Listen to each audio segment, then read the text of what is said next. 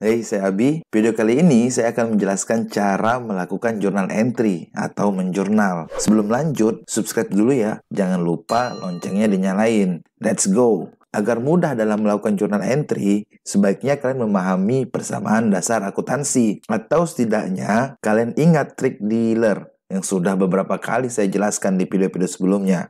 Journal entry adalah mencatat transaksi ekonomis yang terjadi pada sebuah bisnis atau perusahaan. Kemarin udah dijelasin dua cara untuk mencatat transaksi keuangan. Pertama, menggunakan persamaan dasar akuntansi. Masih ingat kan ya, yang kolom dalam tabelnya yang banyak itu loh. Atau kamu bisa coba klik link di atas untuk menontonnya kembali. Yang kedua, menggunakan T-account atau akun T. Pada prakteknya, dua cara di atas bukanlah cara yang dipakai perusahaan untuk mencatat transaksi keuangan karena tidak efektif dan efisien dalam melakukannya. Dua cara di atas tetap penting untuk dipahami karena dapat menambah pemahaman kita dalam melakukan journal entry.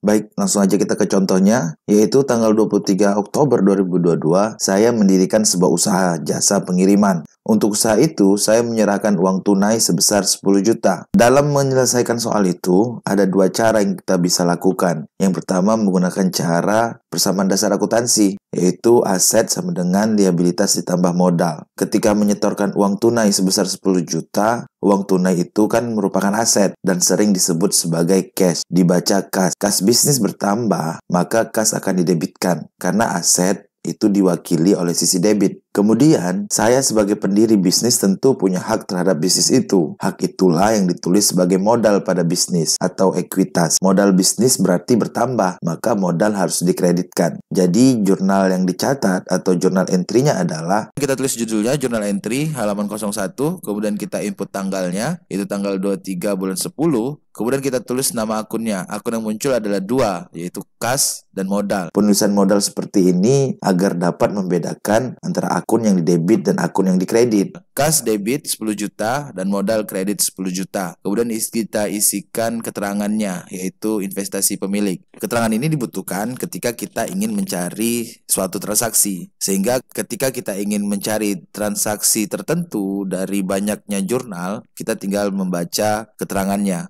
Cara kedua dalam menyelesaikan atau melakukan journal entry terhadap transaksi tadi adalah menggunakan trik dealer. D. Dividen, E. Expense, A. Aset, L. Liabilitas, E. Ekuitas, dan R. Revenue. Dividen, expense, aset didebit, liabilitas, ekuitas, dan revenue dikredit. Dari transaksi tadi, uang tunai atau kas tadi adalah A dalam dealer, maka kas akan didebitkan. Modal adalah ekuitas, yaitu E kedua dalam dealer, maka modal bisnis bertambah, maka modal harus dikreditkan.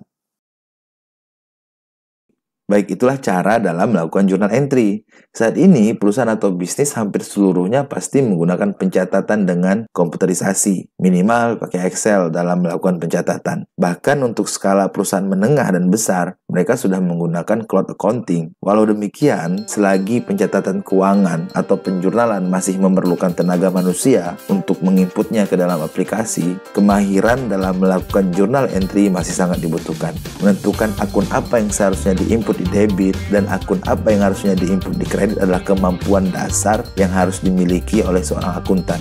Melakukan penjurnalan merupakan pekerjaan wajib seorang akuntan, baik itu menggunakan manual, Excel, software khusus, ataupun cloud accounting, tetap sama konsepnya. Tentukan apa akun yang didebit dan apa akun yang dikredit. Ya, mungkin cukup sampai di sini. Nantikan video-video selanjutnya. Jangan lupa like dan komen ya untuk saran dan masukannya. Saya Abi, terima kasih.